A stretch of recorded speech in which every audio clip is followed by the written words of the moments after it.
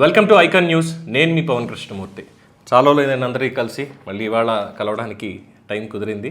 Anyway చాలా issues అనేవి జరిగాయి, కొంత అనాలిసిస్ అనేది కూడా ఇటీవల కాలం మిస్ అయింది. కాబట్టి ముందు ఈ చిలుకూరు రంగరాజన్ గారి మీద దాడి అనేటువంటి అంశం మీద స్టార్ట్ చేద్దాం. ఎందుకంటే చిలుకూరు రంగరాజన్ గారి గురించి కొత్తగా నేను చెప్పాల్సినటువంటి అవసరం లేదు, అందరికీ ఆయన తెలిసినటువంటి వ్యక్తే. అయితే చాలామంది అనేది ఏంటంటే వాళ్ళ తండ్రి గారు సౌందరరాజన్ గారు ఈ దేవాలయాల మీద ఈ గవర్నమెంట్ వాళ్ళ పెత్తనం ఏంటి, దేవాదాయ శాఖ, ఎండోమెంట్ డిపార్ట్మెంట్స్ ఇవన్నీ అవసరం లేదు, వీళ్ళు ఉండాల్సిన అవసరం లేదు అన్నటువంటి దాని మీద చాలా పోరాటం చేశారు. కోర్టులో కూడా కేసులు వేసి చాలా వరకు కూడా ఆయన సక్సెస్ అయ్యారు.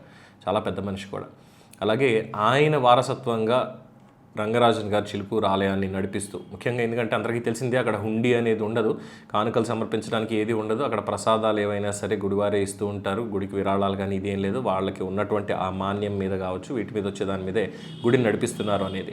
అందుకే ఇప్పటివరకు ఏ ప్రభుత్వం, ఉమ్మడి రాష్ట్రాలు కావచ్చు, విభజిత తెలంగాణలో కావచ్చు, ఏ ప్రభుత్వం కూడా వాళ్ళ జోలికి వెళ్ళలేకపోయింది అనేది అందరికీ తెలిసిందే. అయితే ఇటీవల కాలంలో కొవ్వూరు వీరరాఘవరెడ్డి అనేటువంటి ఒక వ్యక్తి రామరాజ్యం అనేటువంటి పేరుతో ఒక సంస్థని ఏర్పాటు చేసి, అది కూడా ఏంటి, భగవద్గీతలో ఇచ్చినటువంటి శ్లోకాలు ఏవైతే ఉన్నాయో కృష్ణ భగవానుడు అర్జునుడికి బోధించింది, అందులో ఉన్నటువంటి ఆ శ్లోకాల ఆధారంగా ఇక్కడ రాజ్య స్థాపన జరగాలి, రామరాజ్యాన్ని ఎవరో వచ్చి ప్రభుత్వాలు, న్యాయమూర్తులు వీళ్ళెవరో ఏం చేయలేరు, వీళ్ళెవరో ఏమీ సక్రమంగా లేరు అన్నటువంటి ఒక ఉన్మాద స్థితి అనాలా దాన్ని, లేదు ఓవర్ నాలెడ్జ్ అనుకోవాలా తెలియదు, కానీ మొత్తానికి ఆయన దగ్గరికి వెళ్ళి ఆయన్ని కూర్చోబెట్టి ఎంతలా, అది హింసే అనుకోవాలి నిజంగా మాట్లాడుతూ ఉంటే, ఏంటి అంత పెద్ద ఆయన్ని కూర్చోబెట్టి నీకేమైనా ప్రశ్న ఉంటే అడగాలి, ప్రశ్న అడగకుండా ఇష్టం వచ్చినట్టు నీకు ఏం తెలుసని, నీ గుడి చుట్టూలో ఉన్న వాళ్ళ గోత్రాలన్నీ కూడా నీకేమైనా తెలుసా అంటే, నేను ఒకటే అడుగుతా, ఇక్కడ ఎన్నో ఆలయాలు మనకు ఉన్నాయి, ఆలయాల్లో పనిచేసేటువంటి అర్చకులు ఉన్నారు.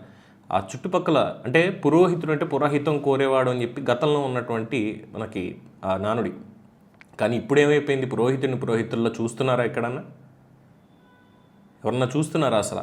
ఇటీవల కాలంలో చాలామంది అసలు ఎవరిని పిలవడం కూడా మానేశారు. ఆ సంస్కృతి కూడా కొత్తగా మొదలైంది. అది ఒక పాయింట్. అయితే ఇక్కడ రంగరాజన్ గారి మీద నీకు స్వరం తెలుసా, లయ తెలుసా అంటూ త్యాగరాజ స్వామి పంచరత్నాల దాంట్లోంచి పంక్తి తీసుకొని నీకేం తెలుసు అని చెప్పి ప్రశ్నించడం. అసలు వీరరాఘవరెడ్డికి ఏం తెలుసు అంటే, అతని వీడియోలు ఇవి చూసిన తర్వాత నాకు అనిపించింది ఏంటంటే, ఇంటలెక్చువల్ పర్సన్, మంచి నాలెడ్జ్ ఉంది, జ్ఞాపక శక్తి బాగా ఉంది, తెలివైనటువంటి వాడు.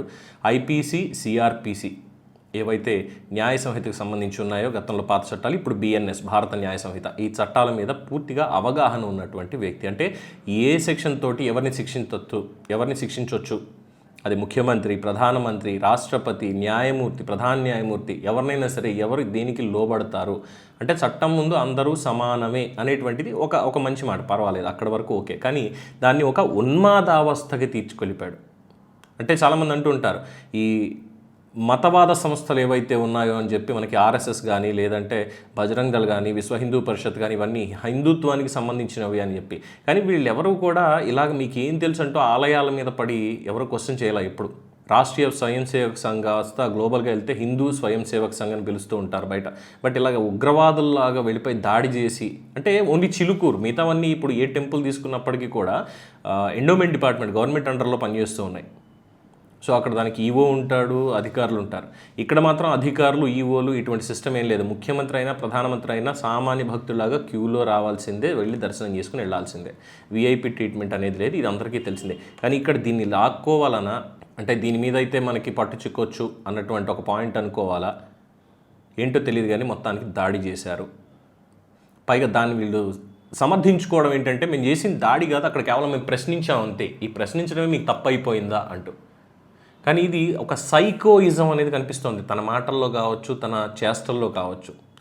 అతివాదం, బాగా అతివాదం, ఒక లైక్ టెర్రరిజం అనుకోవాలి, మనకు తెలియదు. అంటే ఇక్కడ నేను సెక్యులరిజం అనే దాన్ని నేను తీసుకురావట్లేదంటే, నేను ఖచ్చితంగా సెక్యులరిజం అన్న పాయింట్ నేను ఇక్కడ తీసుకురావట్లేదు. నా ఒపీనియన్లో డెఫినెట్గా అక్కడ జరిగింది అయితే 100% తప్పే, అందులో డౌటే లేదు.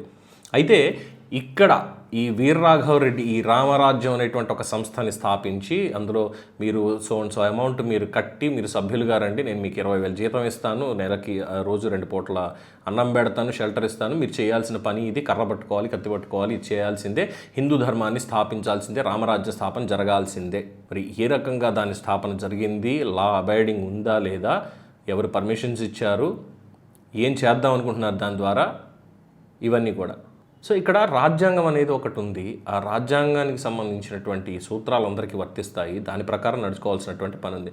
అలా కాకుండా వెళ్ళి ఏదో అక్కడ ఒక్కడే ఉన్నాడు కాబట్టి, ఎవరో అండగా ఉండరు కాబట్టి అని చెప్పి ఆయన మీద దాడి చేస్తానంటే ఊరుకుంటూ ఉండాలా? అందుకే ఈరోజు అరెస్ట్ చేశారు, బాగానే ఉంది. కానీ దీని వెనకాల, ఇది పైకి మనకు కనిపిస్తున్నది, కానీ వెనకాల ఉన్నటువంటి శక్తులు ఎవరు ఇదంతా చేయిస్తున్నారు? దీని వెనకాల ఉండి రామరాజ్య స్థాపన అనేది మేబీ అతని ఆలోచనల నుంచి పుట్టుండొచ్చు, అతనికి ఉన్నటువంటి నాలెడ్జ్ నుంచి పుట్టుండొచ్చు, అతను చేసినటువంటి న్యాయ పోరాటాల్లో ఓడిపోయి ఏమీ చేయలేక వచ్చినటువంటి ఒక ఆ కసితోటో ఆ కోపంతోటో ఏదైనా చేసి ఉండొచ్చు. బట్ ఆ చేసే విధానం కాస్త ఒక తీవ్రవాద చర్యల్లాగా కనిపిస్తోంది ప్రజలకి తప్పితే ఇంకేమీ లేదు.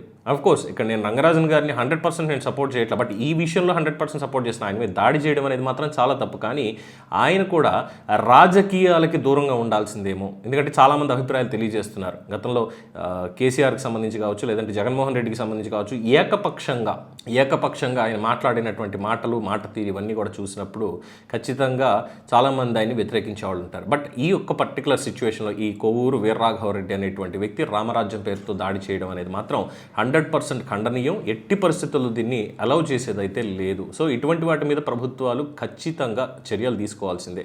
తీసుకోకపోతే రేపన్న రోజేమో నాకు కూడా ఏమైనా కొంచెం అతివాద భావాలు వచ్చేసి నేను కూడా ఏమైనా సంస్థ స్థాపించి ఇగో ఇక్కడ ఇలా లేదు, కరెక్ట్ లేదు అని చట్టాన్ని నేను కూడా చేతిలో తీసుకునే అవకాశం ఉంటుంది. సో అందుకు కాదు మనం చట్టాలను ఏర్పరచుకున్నది, ప్రభుత్వాలను ఎన్నుకునేది, పాలకులను ఎన్నుకునేది, రాజ్యాంగాన్ని రాసుకున్నది. సో సిస్టమ్ అనేది సిస్టమేటిక్గా ఉండాలి, అంతేగాని ఒకళ్ళకొకలాగా ఇంకొకలాగా ఉంటే ఇగో ఇలాంటి వాళ్ళే పుడతారు. సో దీని మీద మీ అభిప్రాయం ఏంటి? ఈ రామరాజ్య సంస్థ స్థాపన, కొవ్వూరు వీర్రాఘవరెడ్డి ప్రవర్తన, రామానుజన్ గారి మీద దాడి, వీటి మీద మీరేమనుకుంటున్నారు అనేది కామెంట్స్ రూపంలో తెలియచేయండి. చూస్తూనే ఉండండి ఐకాన్ న్యూస్. నేను మీ పవన్ కృష్ణమూర్తి.